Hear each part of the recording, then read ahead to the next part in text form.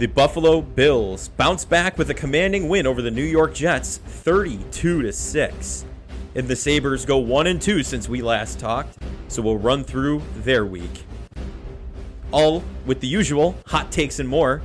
This is the Buffalonian Podcast. All right, let's go.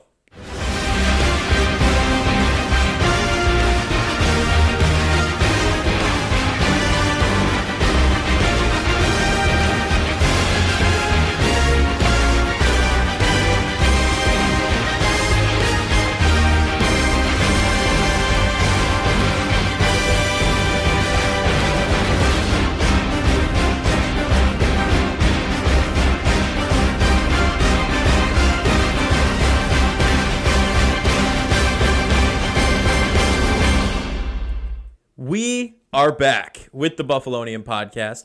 I'm Joe Callie. As always, to my right, I'm joined by none other than... I like that wrinkle. Yeah, Dom. Well, it's got to switch it up a little bit, you know. But, Dom, it's a much better start to this week's edition than it was last week's. After the Denver Broncos roll into town and take the Bills with the 12th man on the field. They take them down. The Jets roll into town in a game... Before the game, being quoted as a tough matchup for the Bills, seeing that it's offensive coordinator's Joe Brady's first matchup against a team.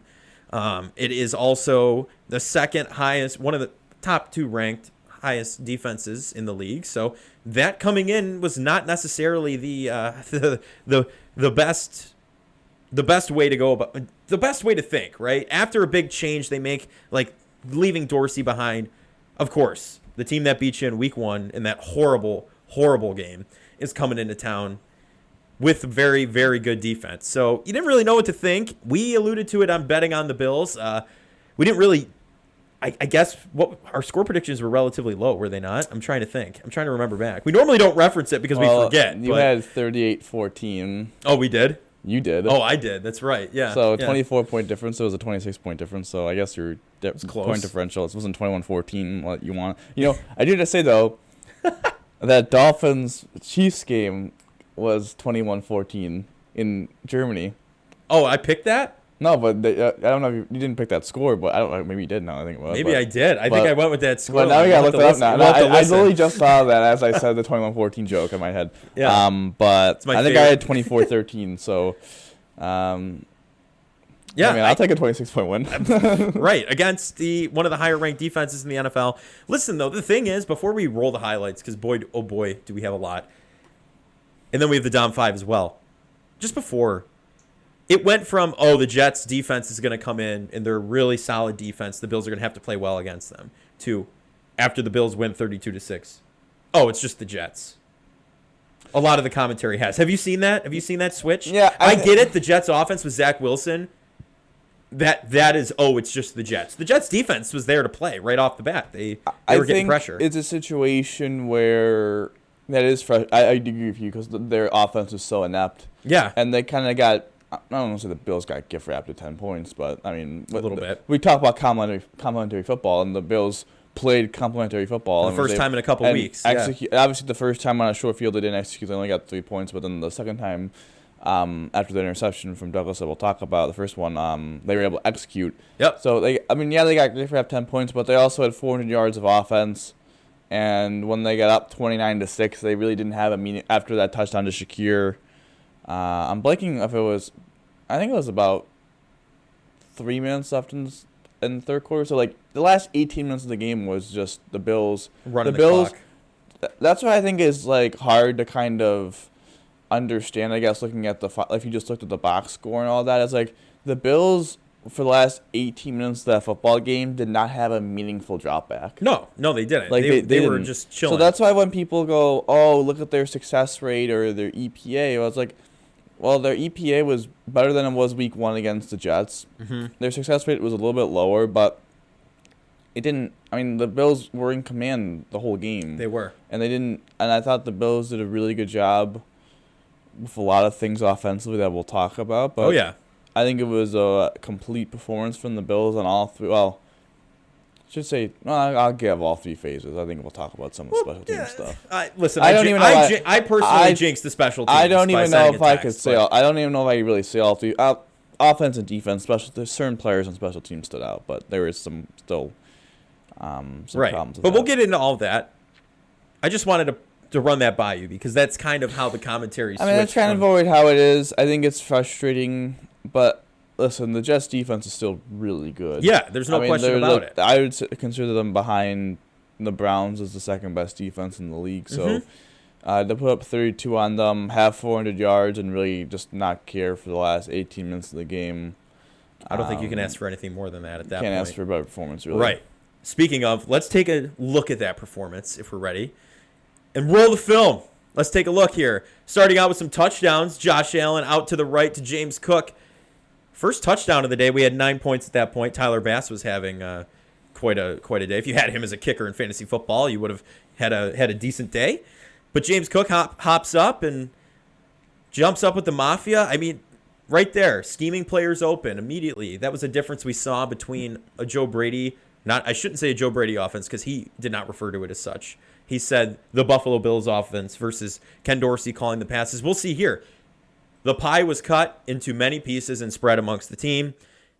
It was very much complimentary football in general, like you said, Dom, but on offense as well. A lot of players getting some catches. But let's move on to number 2. 4th and 1. The Bills are going for it. Ty Johnson. Who would have thought we were saying Ty Johnson's name? Out to the right, goes down the sideline, tiptoes, stays in bounds, into the end zone. Ty Johnson. That's all I have to say there. Ty Johnson. Where like, I get it. He had a rough preseason, right? He had a great game running the ball as well with the Bills in this matchup. So he's showing a lot of promise. Will playoff Lenny ever get an active spot on this roster? We'll have to see. Highlight number 3. We're going to look. 2nd and 5. Khalil Shakir. This is the big one. 81 yards. Dalton Kincaid goes bowling at one point. You'll see that in a minute. Shakir's running down the field. Kincaid's coming in on the outside. Boom. Causes the domino effect. Knocks him down. Shakir scores for 81 yards. Takes it to the house. You just knew. It was already 22-6 at that point. You knew right there.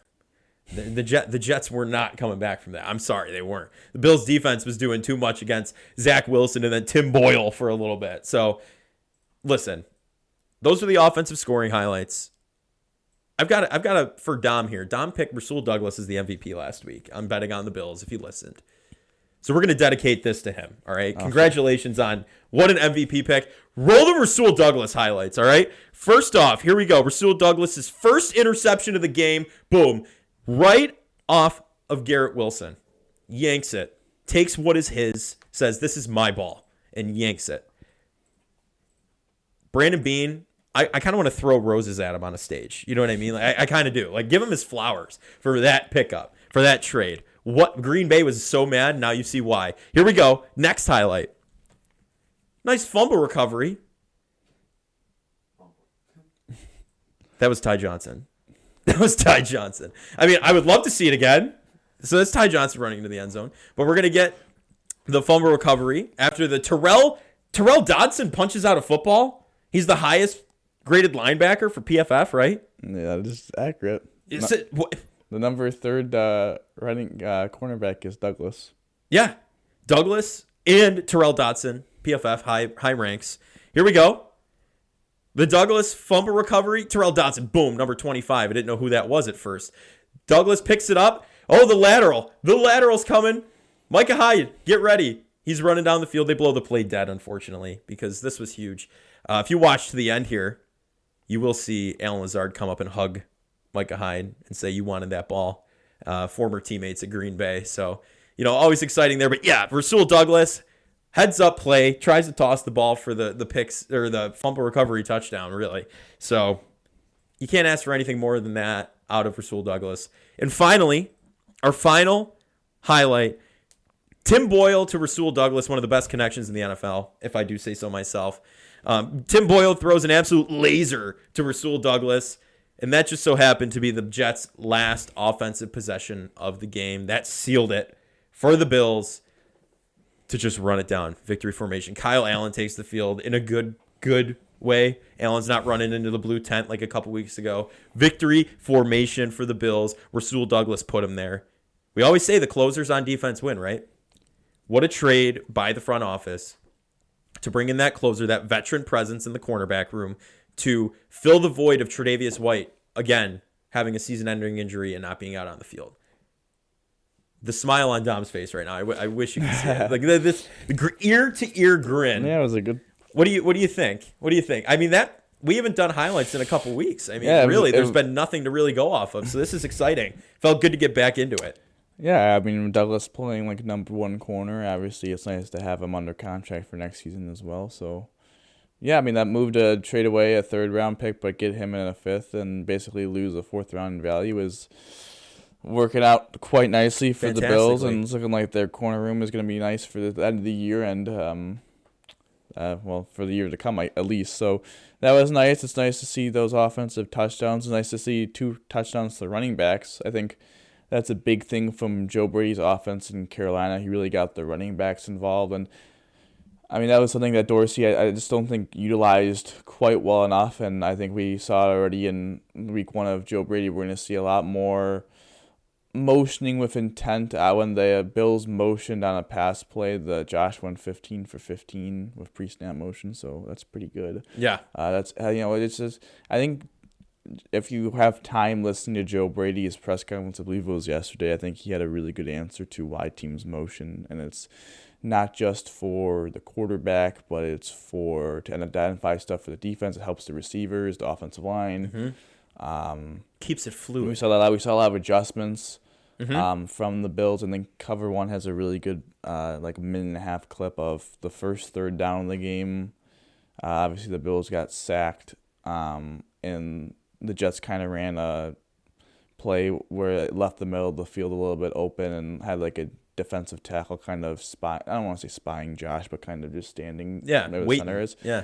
And then you saw it later in the game, I should say, 3rd and 5 when they did the designed run. They knew they were going to get that man coverage look where the middle, like that linebacker is going to go up the field to there's a seam route. Yeah. And there's going to be a defensive lineman waiting there, so they just did a QB draw, had Mitch Morris actually block them the time, and 3rd and 5, they ran a successful play. So Dawkins got some action too. You showed me a video last night of him just inadvertently laying someone out. So I think the biggest difference is, yes, this is still Ken Dorsey's offense, but I thought you saw wrinkles and details. I think the phrase of, play calling is an art, not a science, is really like it's accurate. Like Dorsey. Was he a bad play caller? I would say no. Like, I think his plays for them are pretty solid. I mean, but the problem is his plays are really complicated. There's not I think the perfect way to explain it is that he has a lot of options. Mm-hmm. Where if you threw man, we have a beater for that, and the same play if you threw zone, we have a beater for that. Mm-hmm. But then it's also that takes everyone executing at a 10 and knowing what is going on. Yeah, actually bumps it up to about a 15 at that point. If you don't know, if one player is confused if it's zone or man, that throws off the timing, and that's where I think some of the execution problems happen.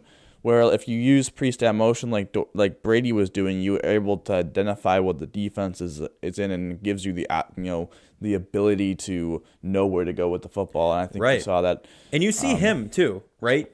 Just the vibe he's giving off, definitely getting exciting. Vibes, yeah. The vibes are coming back, and he's going to be a source of that. You heard it on the field, Josh Allen. I feel like I'm fucking back, right? He's back. Josh Allen's back. And I like how they were very good on the ground. They didn't abandon the run, even when there was moments like the first drive of the third quarter, they lost a lot of yards on the ground, a lot of negative plays. They didn't abandon the run the next drive. They kept pounding the rock. They used the running backs in the pass game, which is what we wanted them to do for the longest time. Well, you drafted a pass catching running back in James Cook. They didn't rely on Diggs or Davis, who had 27 combined yards. They relied on other people to make plays, and I think that's really exciting. And they did. Is that they did, and then it was able to spread the ball around, and now it's going to open more stuff up for Diggs later. Obviously, this is a tough game as well, but I think are we ready for the down 5? I am more than ready. I mean, we were watching Monday Night Football last night. That was a great game. And you were talking about it. You sent it to everyone else in the room but me to see. So I've been waiting for it. So I just feel like I'm on the outside looking in. You stole my line a little bit on the first one, but that's okay. Going to the number 1. Oh, Josh is fucking back, man. He's back. You know what Josh is? Josh is like, this is what's going to happen. I can call it right now. Josh is like Voldemort. Oh God! In Harry Potter. You did. Right now, you did preface. You were going to mention Voldemort. It's right at the Goblet of Fire. Only a few people believe he's really back. You know, himself, Harry Potter, Dumbledore, but the Ministry of Magic. For all the Potterhead fans know what I'm talking about. Don't really believe he's back. They think it's a hoax or whatever. I wish I watched Harry Potter. I'm saying this right now. You need to watch the 4th and the 5th one. Okay. At the end of the 5th one, I'm going to spoil a little bit of the ending. If you haven't seen it, spoiler alert. Spoiler alert. Skip 10 seconds. They're fighting in the Ministry of Magic. The minister and like all the people coming for their work day, they see Voldemort, and the guy, the head of the ministry or whatever, goes, "He's back. He's back." That's what's going to happen after next week when Josh has 400 yards and 5 touchdowns. I got you. Everyone. Aren't you not supposed to say his name? Like, that's the one thing I'm not. Voldemort. Hey, did come kill us? But the believers believe he's back. You know, us fans and everyone. Believers. But the haters are still on the fence. The haters will see after next week. It's for the Potterheads. It's right now the Goblet of Fire. It's after next one's going to be the Order of the Phoenix. We will not talk about what happens at the end of the series to Voldemort. He dies.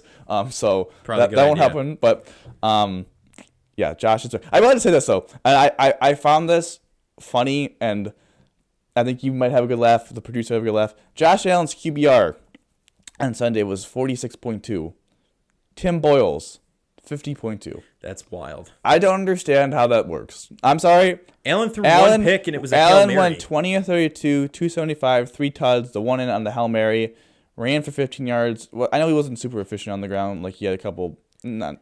Yeah, but they actually used the running back. But they got first down that one. Then the half was bad. That was the one bad thing. But Tim Boyle went 7 of 14, 33 yards and an int. And somehow had a better QBR. Like, that doesn't make any sense. I actually think I'm going to let some know. That's why a lot of people don't even consider QBR to be like a rank. Like they don't. But that's even where That's where like I just don't understand where they were coming up with that. That stat. The passer rating was 108 point something. I know. But that's that. where I just don't. He had a lower passer rating than the punter.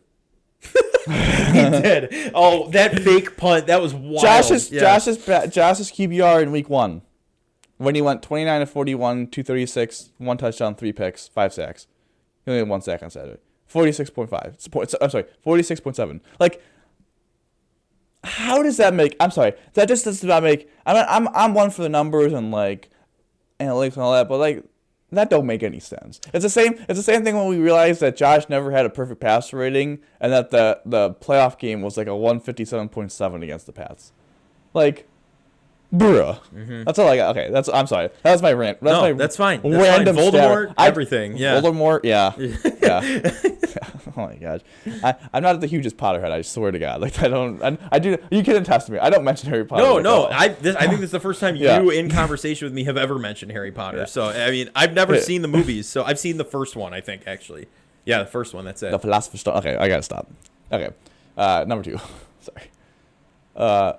Experience the Brady effect. Now, I don't know if I like saying the Brady effect because it sounds like we're talking about Thomas Brady. Oh, that's not the case. Listen, we were owned by a Brady for years. So now the Bradys are going to own the rest. I don't know if we had to do like the JB effect because it's Joe Brady or the Jay Brady effect. I do think there may need to be like we got to distinguish some kind of distinguisher. Yeah, TB12. Yeah. But the vibes, man, the vibes. I think that's the biggest thing for me is that I just think the vibes are higher with Brady, and it's not.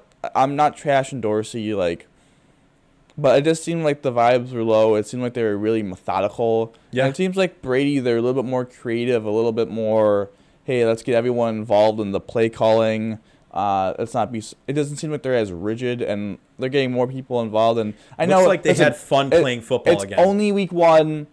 As you said, they look like they have fun. It's only week 1, so I shouldn't say it's week 1, but it's week 1 of this experience. It's week 1 of the Brady experience. So, of course, when that performance happens, it's going to be really high, and there's bound to be some lows, but I'm excited for what I saw, and it was a different team that took the field on Sunday than the team that took the field on Monday. And I think that's the exciting thing.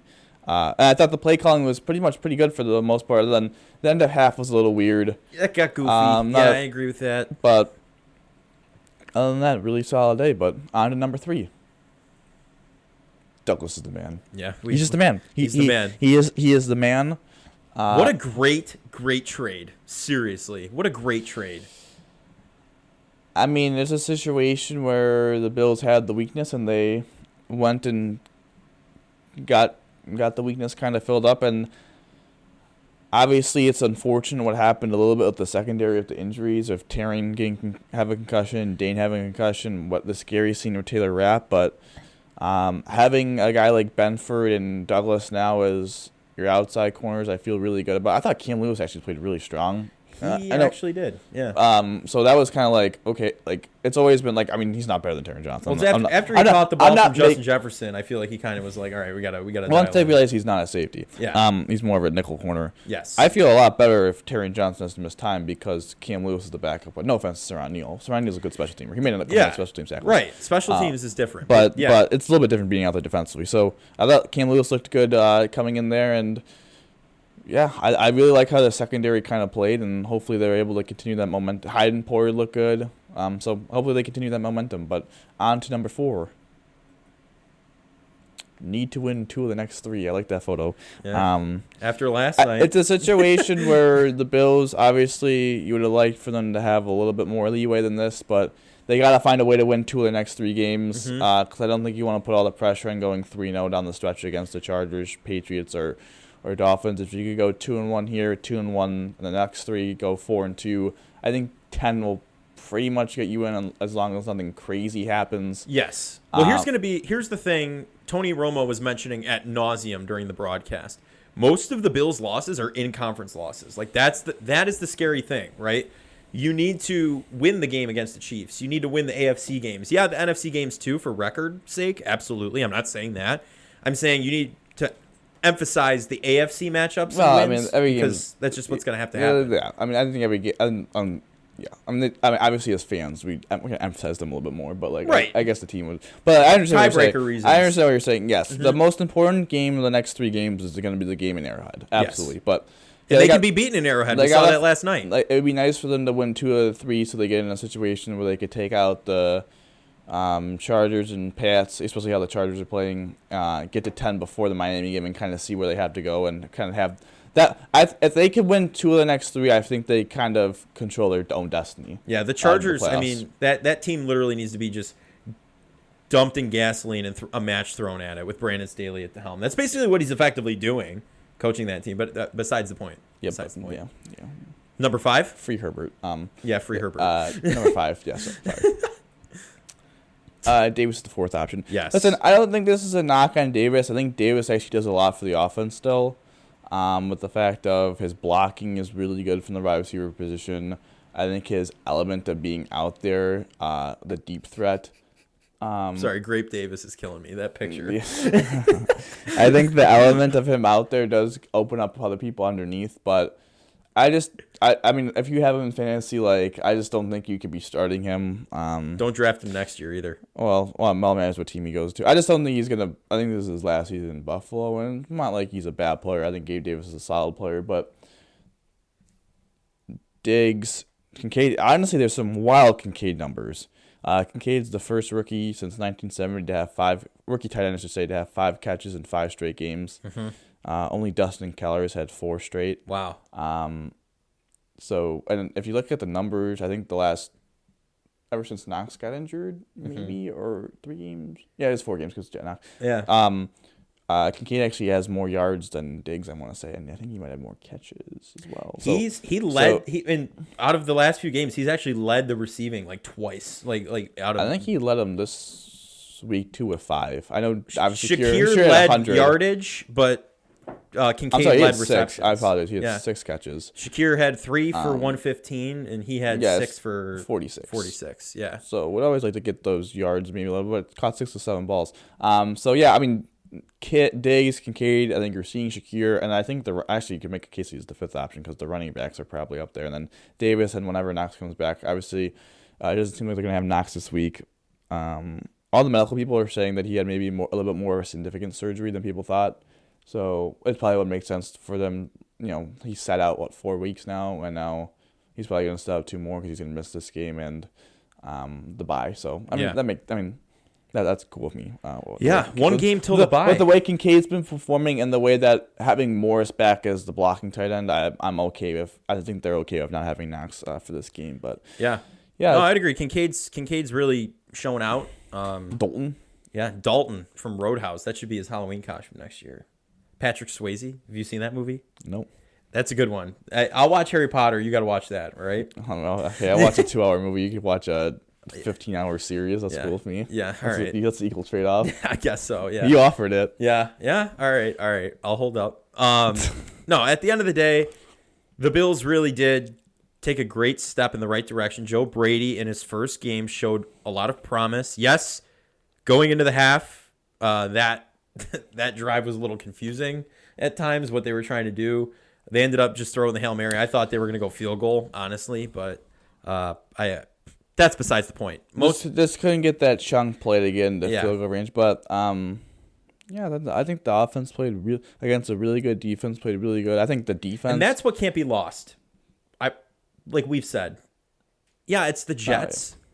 The defense, like you said, behind the Browns is the second best defense in the NFL, statistically. The matchup, yeah. And then I think if you look at it defensively, I know they're playing the Jets as well, but they did a really good job limiting Breece Hall.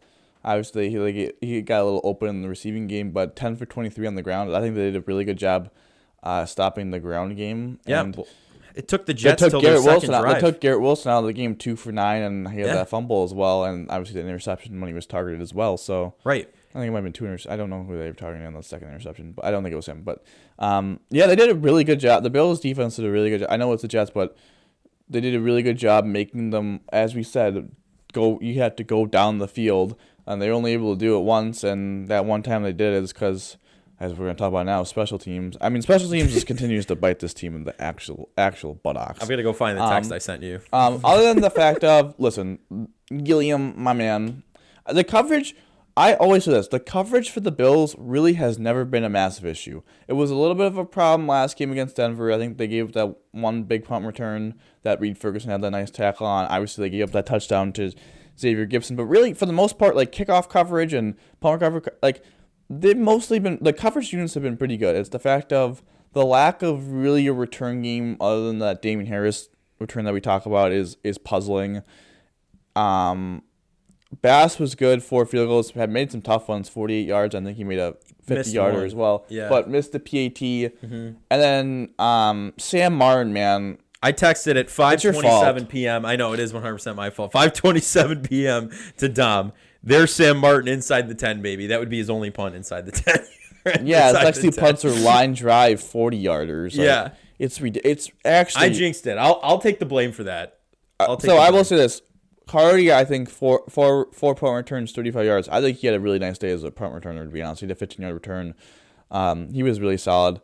3 punts for 104 yards. His longest punt was 39 yards. I mean, that's ridiculous. Yeah. I mean, you are an NFL punter, and you're averaging 35 yards.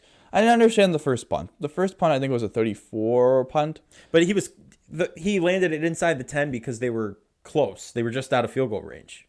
You know what I'm saying? I mean, his net punting was 34.7. That's awful. That's horrendous. Yeah. That's actually, now again, taking the first punt aside, it's still going to be low. I mean, it's pathetic. It's truly pathetic. I mean, his punting. Him or Matt Hawk? I mean, his punting has been awful the last couple weeks. It has not. After that one stellar game he had, that was it. Let's put it this way. He had a 34.7 net last game. Against Denver, he had 3 punts for 44.7 that got returned twice for 44 yards. So I told you that was the 2 bad punt returns. Net of 30 yards. His punt average net against Cincinnati, 38.7. His punting against Tampa Bay, 45. That gets a little skewed. It should have been better because he got that touchback. So that was his really good game. His punt net against the Patriots. Had a 55-yard punt, gave up a 25-yard return for 30. I mean, Has not been good. it has not been good. I mean, just as simply... He had one stellar game where everything was inside the 5, pretty much. And then from that point forward, it has been... We used to praise special teams. His average net so far is 38.3. Yeah. That's just not that's not cutting it. No. That's not cutting it. You got to get that... We got to get back to the point where the Bills don't punt for like 8 games straight. Like that's where we... then we don't even have to worry about it at all. That's where you have to get back to. It's just frustrating because he's consistent. He was really consistent last year, but like... I don't know, man. This year he's just been off really bad. Yeah. And you got to get better. I mean, the leading in net is A.J. Cole with 47.1.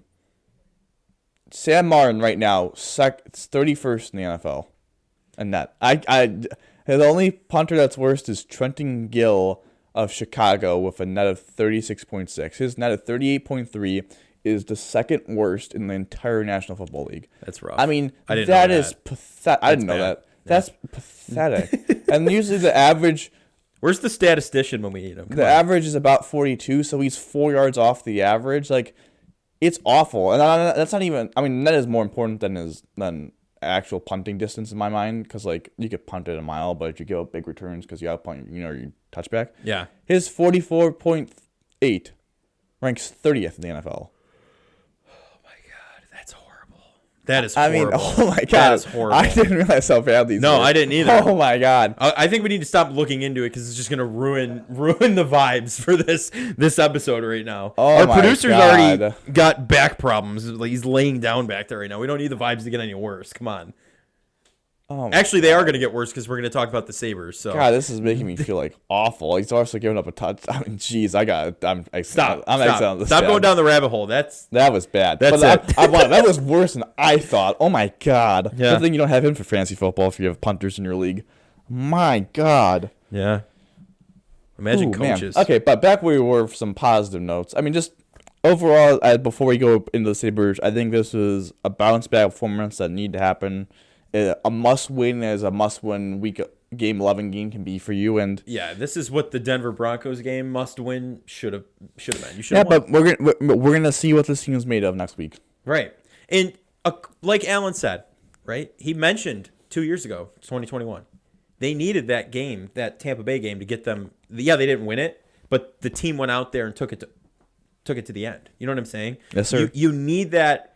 Oh, we can still do this, and he even said it. Are you still confident? Yes. Why?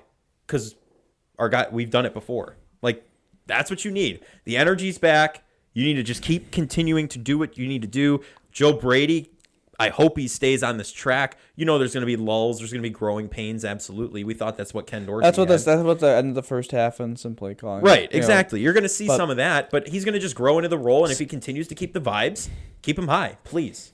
So is this is this episode going to be called like Star Wars Return of the Vibes? Yeah, the Return of the Vibes episode whatever, Return of the Vibes. Episode 6 Return. Well, what episode are we?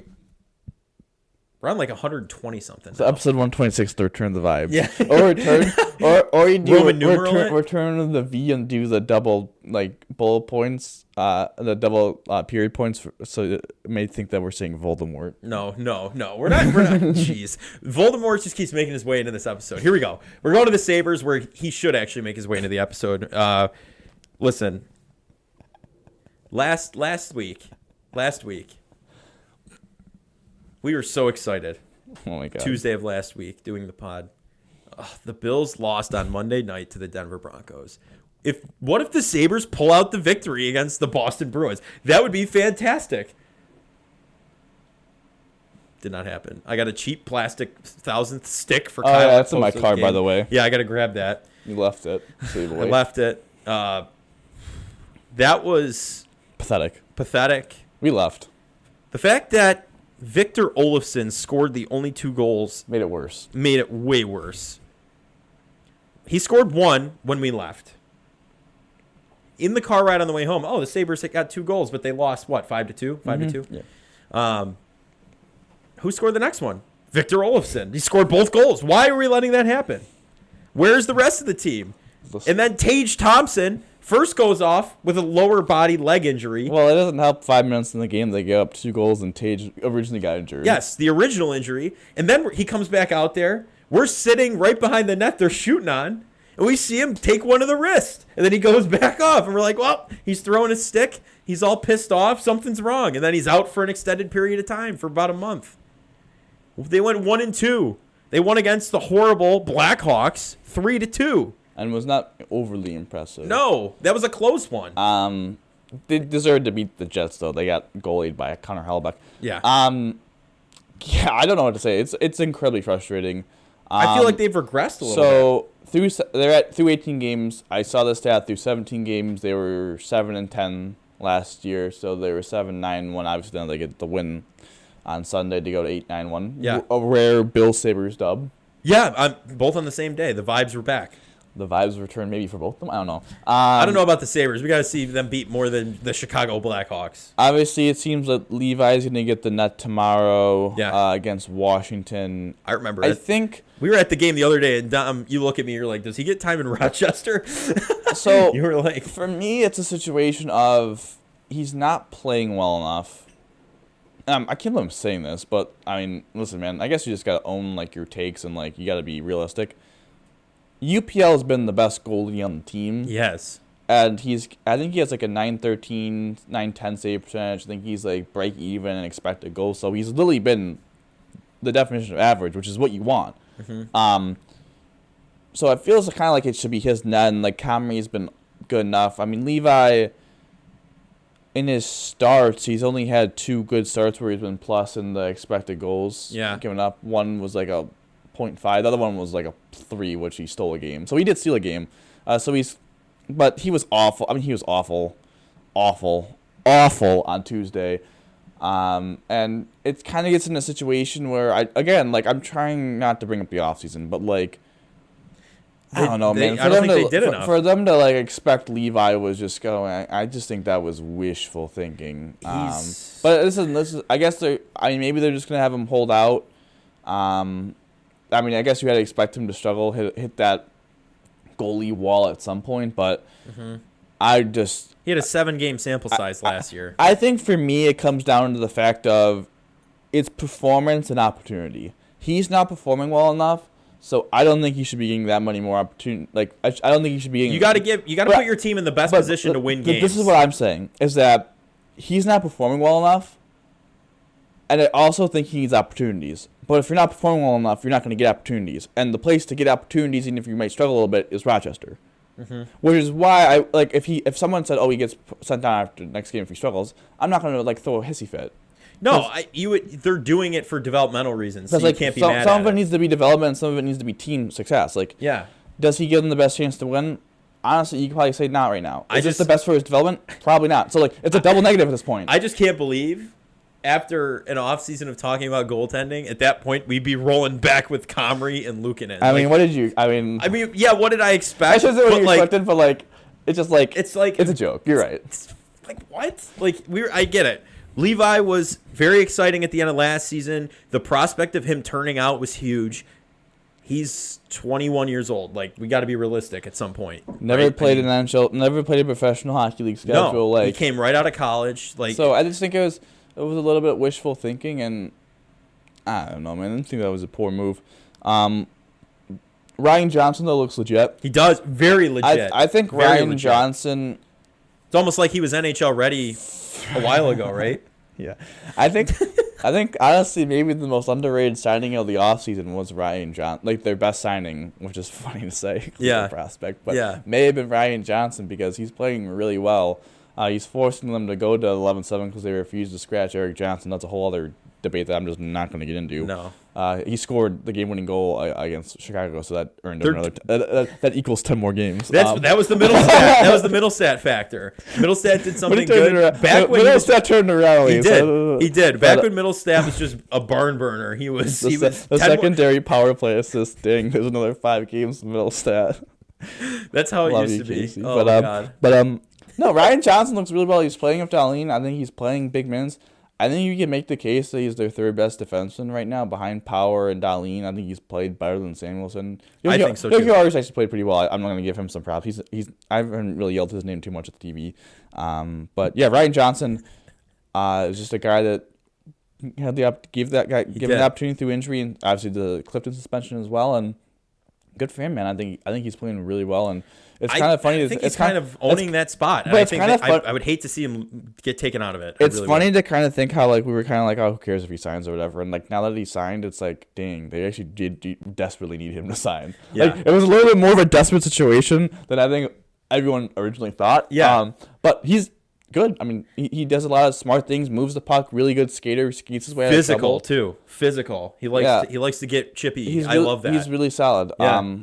Benson looked really good on Sunday. I did. think he's gonna stay, man. I think. Hopefully, I mean, listen, they gave Savoy 4 minutes, so I don't know. I think that's a little ridiculous. Bogus, but no, I think Benson's kind of here to stay. I think he kind of has. Obviously, he's very raw, but I think his game. Obviously, he needs to hone it down a little bit with the stick infraction penalties, like the hooking and slashing. But like he's a dog. Listen, he's out there for the game. He's a dog. But I think he's gonna stay. I think this is the most important conversation we could have this week. The Owen Power discussion.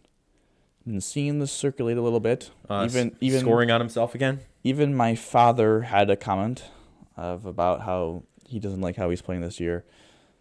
I think we focus too much on the micro and not enough on the macro. Right. Economics terms. You're focusing too much on a singular play and not enough on the overall player. And thinking a little bit too much. But no, I don't think it's that. I think, well, one is this. One is that he's 6'6". And people want him to play like Chris Pronger or play some like physical defenseman. That's not his game. Right.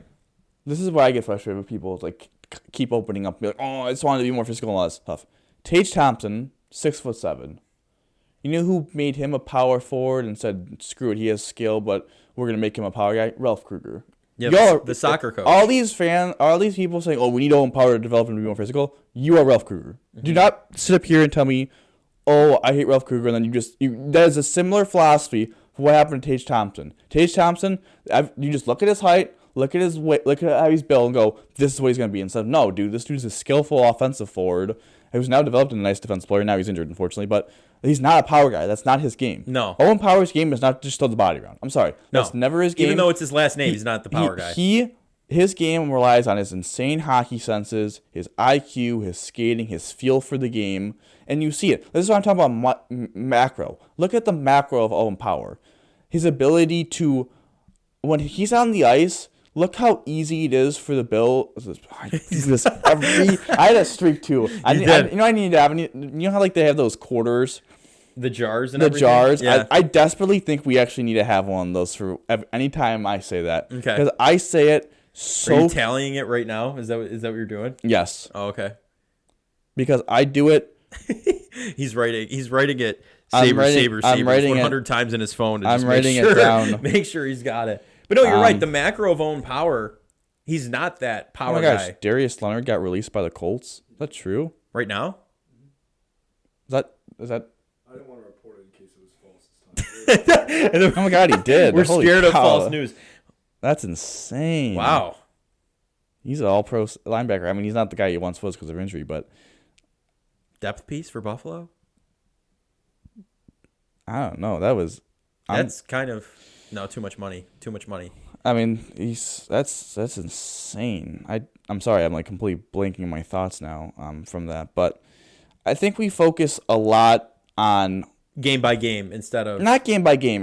It's in for a guy that plays as much ice time, right, as Owen Power. And Owen Power plays a lot of ice time. He does. He's one of the Hogs. Him and Dahlin play a lot.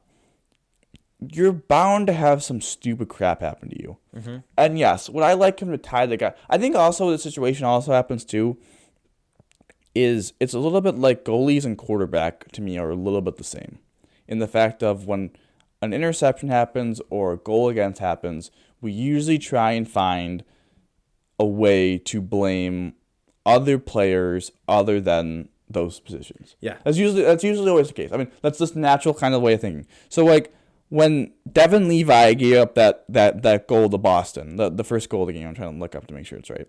Yeah, the rebound goal. I think everyone's initial reaction was, oh, that's a terrible job by power tying this guy. Yeah, it's just power tied up this guy, sure. That goal is on Devin Levi because that was a poor rebound. That's a shot that should not have carried that rebound quality. You would like your defenseman to make a play, but it's mostly on the goaltender. That's not on, Owen Power. Right. So I think that's my frustration. And my frustration really lies on this. If you look at all of the stats with Owen Power, expected goals for per 60, goals against, high danger chances, Corsi, like all the stats will tell you among Sabres defensemen, he is top 3 in all of them and actually is leading the team in the majority of stats. Mm-hmm. A majority of those stats. When they are on the ice, I believe I read this right. I might have the numbers mixed up. I don't have them directly in front of me. The Sabres have scored 20 goals and has given up 16 goals on 5-on-5. When Owen Power is not on the ice, the Sabres have scored 19 goals and have given up 23 goals. Or something like that kind of. Like, yeah. They are a better team with him Owen on Power ice. on 5-on-5. And too many people talk about, oh, okay, I'm not going to lie. Like that Winnipeg play where he screened his own goalie, that was a brain-dead play. Yep. Like, we can call him out for his individual play. We don't have to be like, oh, you know what needs to happen? He needs to be benched. It's like, no, dude, because if you freaking bench him, that means you're deliberately not playing one of your best 2 defensemen. You're not giving your team the best chance to arguably win. your best defenseman, and you are in a 1-goal game, and you're really going to tell me we're not going to play Owen Power and we're going to see Eric Johnson take 2 more shifts? Yeah, no. Like, really? Don't sign me up for that. Like, please. that's ridiculous. That's one of the most ridiculous things I've heard. I just like the Owen Power discourse is way too much. And I'm going to call it a producer's favorite. It's like the Sam Reinhart stuff, man. It's like, oh, he's the first overall pick. Owen Power, for being 6'6", having amazing hair lettuce, his game style is not sexy. And people want sexy with the first overall pick. That's truly what it is. They do. People want him to hit dudes. They want, like... Did we not go through this with Dahlin like a couple years ago? Yeah. And I admit, I was on I don't know about Dahlin, man. I don't know, like, we had to wait for a full year of him. Because what Ralph Kruger did to him, like, was just like, oh my god, like, I don't know. The whole team was just Krugered at that point, yeah. Didn't we just go through this with our franchise, our now franchise going to be future captain defenseman? Of like, hey man, like, these plays are just really bad, like, sometimes. It's like, oh no, we're not looking at his overall impact. Like, Owen Power may not be scoring goals, may not be scoring points. Mm-hmm. But look at his impacts on 5-on-5. Look how, yes, is he the best defensive defenseman? No.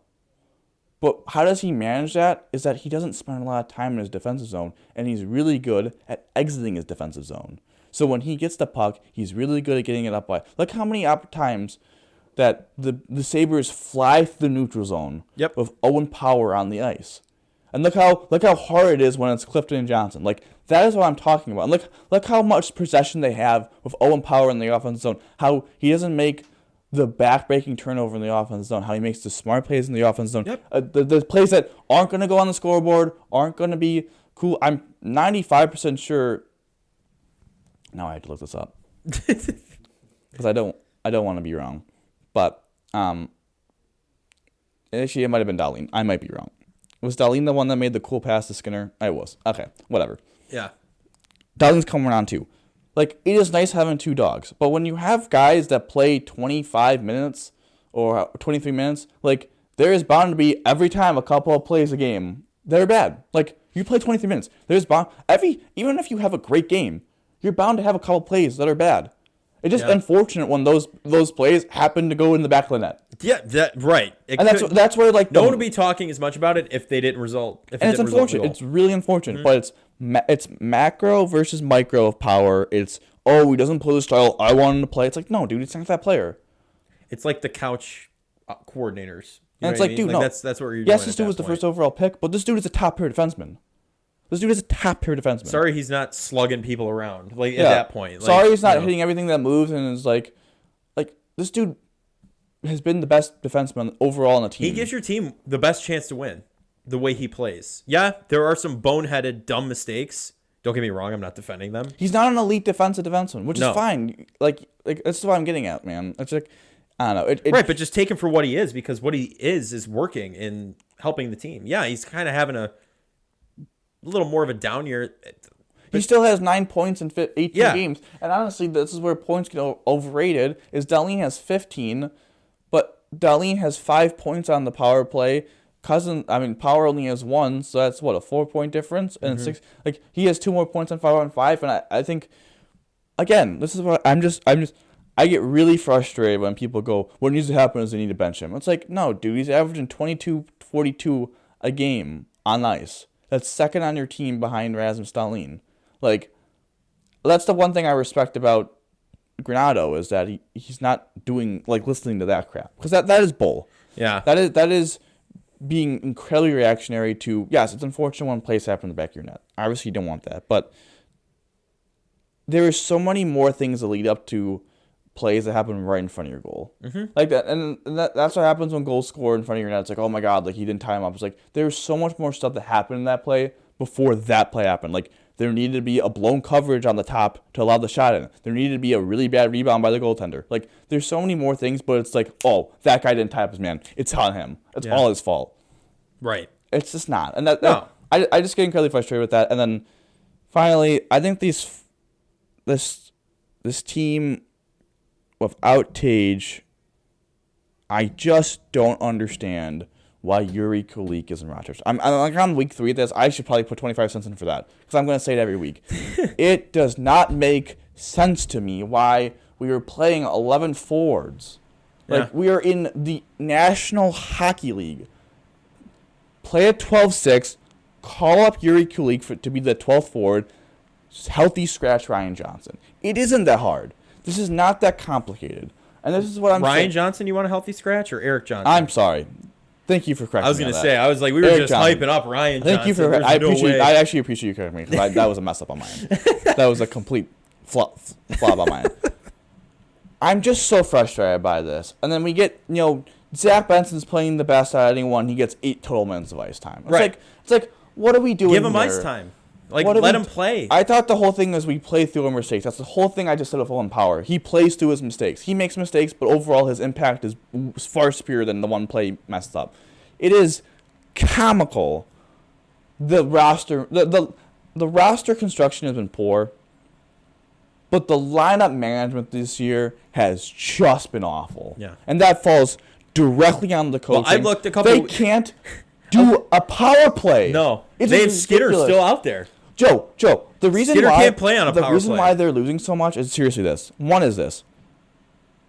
In the last couple of years, the Sabres have actually been really good in penalty differential.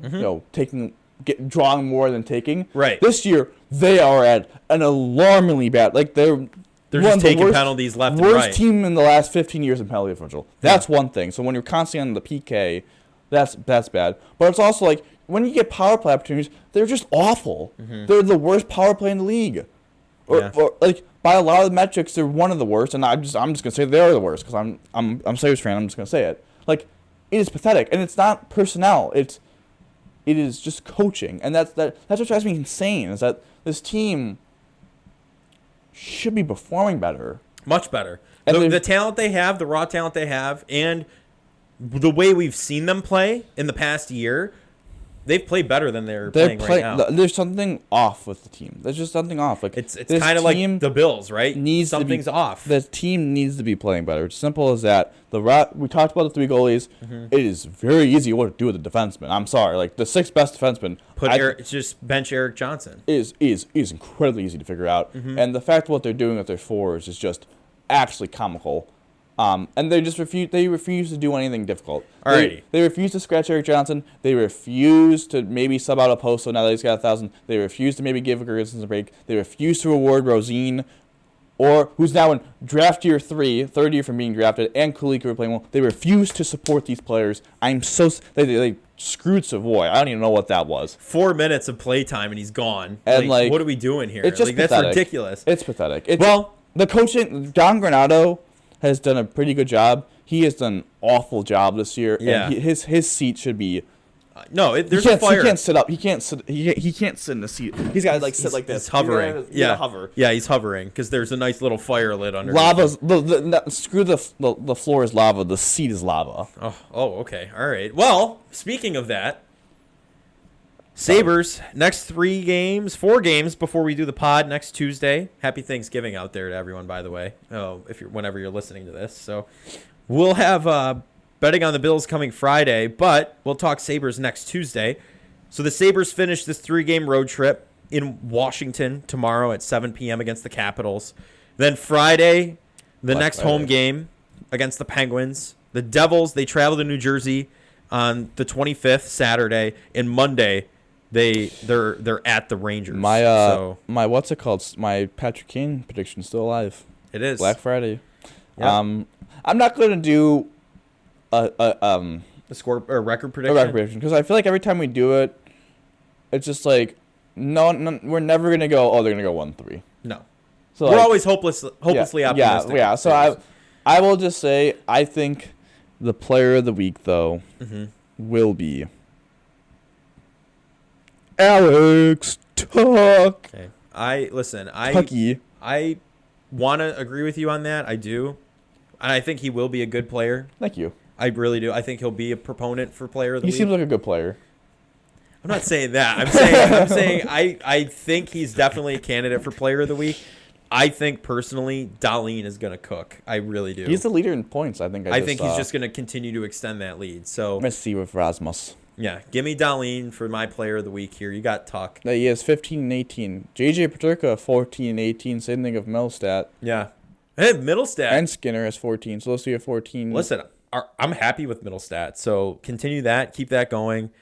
Figure out whatever lull we're in and bench Eric Johnson. That's all I have to say for the next week. Yeah, I also think hopefully Dylan Cousins plays a little bit better. 8 points, 16 games. Not playing great. I think it's the face shield. Hopefully he gets that off sometime soon. I don't know if I don't know what the injury is, if he has some kind of facial fracture, but it seems like he's just having a tough time seeing the puck out there with that big face shield on. So hopefully he gets that. And hopefully it's a successful week for the Sabres. And yeah. I mean, a quick mention, real quick here, fantasy football for 2 seconds, really quick here, before we wrap up. The Punishment League is looking better and better for actually all three of us, including the producer in this room. Producer won the game. He's what's your record? 3-8? 3-8. He's getting there. Listen, the bottom four right now, 6 wins is pretty much where the breaking point is. Seven's officially the breaking point. Seven's officially the breaking point, but if you have 6 wins, you're pretty golden. Pretty golden at this point. I'm already clinched at 7-4. Yes, I'm 6-5. So you're pretty much chill as well. Pretty much chill. We have a possibility of a tie in last place, so that could be huge. 2 teams of 4, 1 of 3. We'll see. There's one team of 5 as well that could falter. Oh, Jeremy. Yeah, that's right. I wasn't gonna mention it by name, but sorry. I just keep Kirk until I Cousins, the team name there. So that's who it is. I'm not gonna mention Greg's team name because that would just be egregious. Well, Jameer Gibbs playing big for you. Yeah. We already said our comment about the jerseys last pod.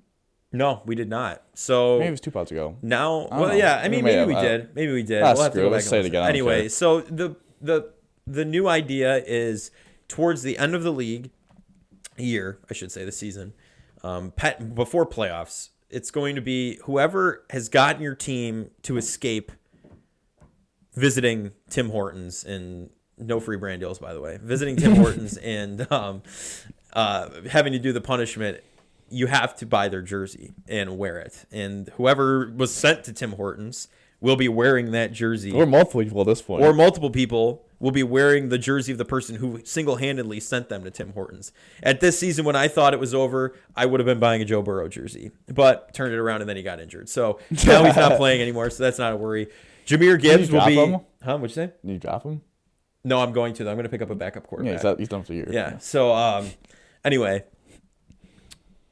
So right now, are you gonna pick up Tommy DeVito? maybe I'll pick up DeVito. Maybe, he's got the chicken cutlets waiting for him at home. Nice So, warm bed. nice and warmed up. So yeah, made up bed.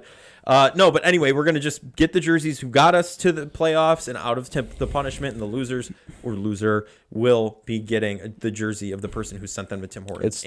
While we do the punishment, we should probably wear them. So. Yeah, we'll probably have a team photo, Yeah, league photo, I should say. League photo. So it's looking like mine will be Christian McCaffrey. Amon-Ra St. Brown is making a late push to be that guy, but I just think McCaffrey's been too good for me all year. Jahmyr Gibbs, since Montgomery went down with an injury, and even Montgomery coming back, they're splitting. He's a man. Splitting He's a man. carries. Like they're giving Jahmyr Gibbs his flowers and letting him play. So I wonder who gave you to him. yeah, I traded Diggs for DJ Moore and Jahmyr Gibbs, and they're two of the reasons I won. Win-win trade, man. This week. Yeah. So I also have Jalen Warren on the bench. He's been great in Pittsburgh. I'm switching him out with A-Chain. So because A-Chain went on the field, got off the field with the same knee injury, or maybe re-aggravated. It is kind of remarkable how I probably single-handedly helped you not get Tim Hortons. Yeah. I also helped myself like it where I am too. We kind of both helped each other. In help me ways. help you. Yeah, exactly. The Buffalonians looking That's what out trades for are each all other. about in fantasy football. You're supposed to help your opponent. Yeah. We got the producer flipping fingers back there. So without further ado, that's going to do it for this edition of the Buffalonian Podcast. Thank you for listening. Thank you to our producer for everything you do behind the scenes. Really appreciate it. Dom, how do you always end these, buddy? He's back. Go Bills, baby. Go Bills.